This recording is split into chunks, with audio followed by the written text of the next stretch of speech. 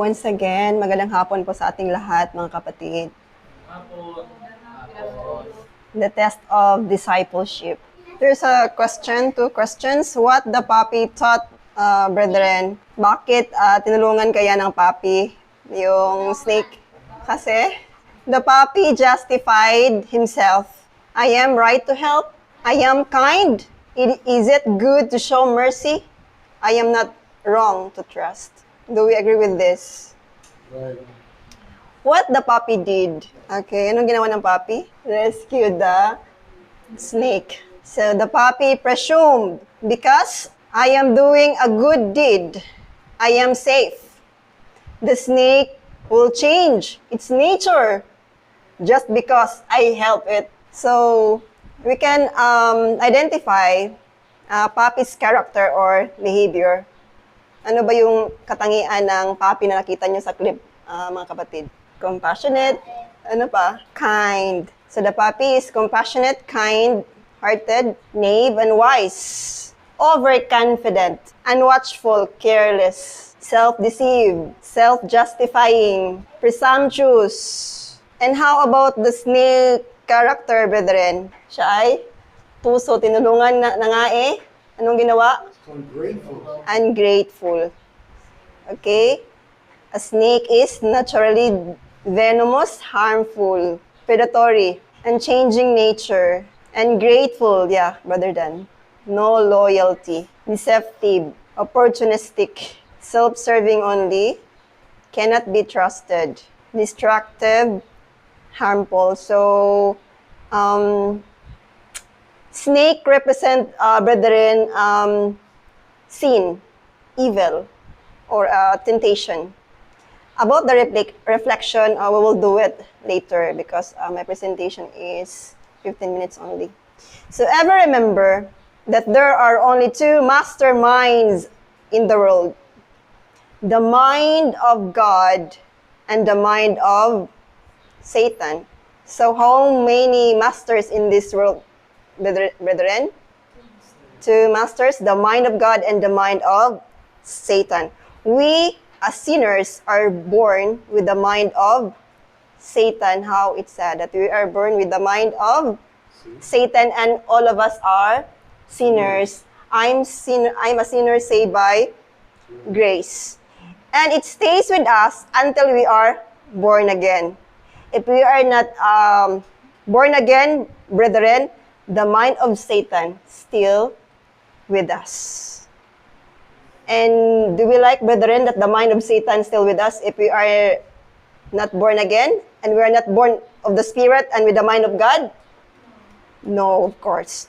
To do right then, we must do the opposite of what our natural minds tell us. If our mind tell us, hate that person, so what is the opposite of hate? Love. You love that person by God's grace, by God's help. And we shall then be doing what the mind of God is striving to make us do. As men see that they cannot, by the scripture, maintain their position, they determine to vindicate it in whatever cost, and as the final resort of a lost cause, they indulge in personalities, assailing the character and the motives of those who cross their paths with unpopular truths. Such self-justification is the same traditional defense mechanism, brethren.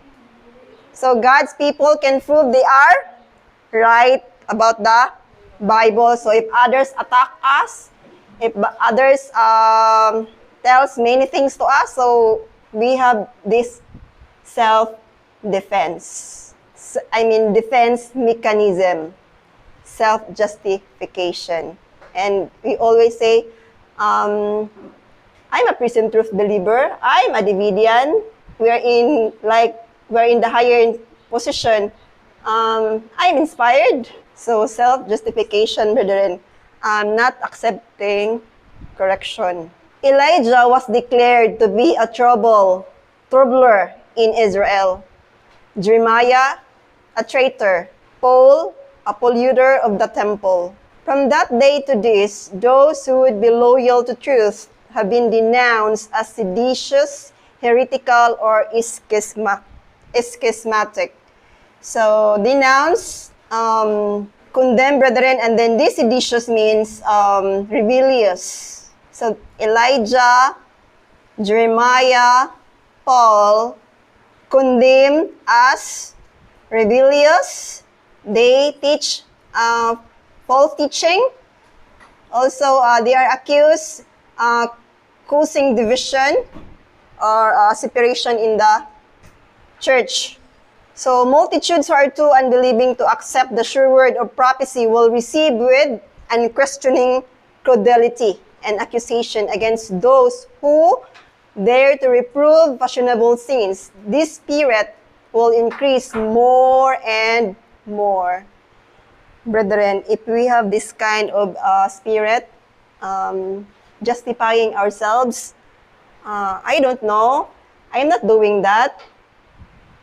Yung image natin, pinoprotektahan natin, at saka proud tayo kasi Dividian na tayo. Yes. And then, of course, dito sa mission house, proud tayo kasi andito sa'yo sa mission house. But being a missionary, brethren, is not an easy work or a job. It's God's work. And without Jesus, without the Spirit of Christ, we are not none of His. We are none of His. We are nothing, brethren. Without Him, we are nothing.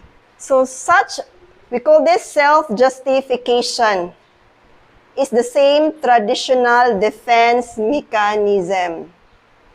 So, pag may mang-away sa atin, tapos iyak tayo agad, or ma-offend tayo, so it's self-justifying. Yes, mag-justify tayo, brethren. Hindi ako pupunta doon sa church kasi hindi ko gusto si brother. I will not applying a certificate of fellowship kasi yung headquarter, hindi ko nagugustuhan yung credenda and agenda of the headquarter. I don't like the leaders. I don't like that. That's why I will not applying a certificate of fellowship. I will not do the reformation. Why I will do it? It's hard for me. We always say, I'm striving, but we use striving to excuse ourselves. And we are not, by God's help, we are not, what shall we say this, attaining perfection daily, yung practice, applying it daily. Yeah? Kasi importante talaga yung to practice Christ-like character with God's help. A mere profession of discipleship is of no value. A belief that does not lead to obedience is presumption, brethren. So, may paniniwala tayo, but then, it will lead us to we have belief that does not lead to obedience. It's so-called presumption. Nag-presume tayo na we are in the truth, but then we excuse always because of this striving. Daily we strive, making effort today, tomorrow, and then within the whole week, next week, and then we make it monthly, and then year. You are possessing bitterness, hatred in your heart, unforgiving spirit. So, because you are striving, we will say, I'm striving.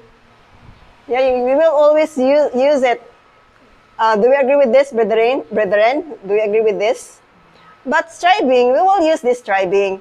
But then, we must, with God's help, we must apply. Or shall we say, talagang, ano talaga natin yung may porsigido talaga, determinado ba, na gagawin talaga yung gawain ng Panginoon. Kasi with God's help lahat, no? Sa ating sarili, without Him, we are nothing. A test of discipleship. So obedience is the test of discipleship. The test of discipleship, brethren, is obedience. So it is the keeping of the commandments that proves the sincerity of our professions of love. Are we 100% keep the commandments of God, brethren? Are we? With God's help. When the doctrine we accept kills sin in the heart. So, our association, merong credenda at saka agenda. When we will say credenda, it's a doctrine, and agenda is a program. And when we take orders from the association, which is God orders, so it kills sin in our hearts, brethren, purifies the soul, because the association always invited us, always promoting character building, and also to go all out, brethren. So the test of discipleship, we all know already that these 7 tubes are in the making, brethren. These 7 tubes is the complete ministry, the Vanguard Association. The D is the A. We are in the right pasture, brethren. We are fed by our association, the right pasture. Now, this is the test of discipleship. Now, how many percent, brethren? Is it 100% that we believe that these 7 tubes are in the making? Is it 100%? Hopefully. Praise God. With God's help. Okay, praise the Lord Jesus Christ. Okay, now, brethren, self-justification can lead presumption. And be ye therefore perfect, even as your Father which is in heaven is perfect. Matthew 5:4. Praise the Lord. Thank you.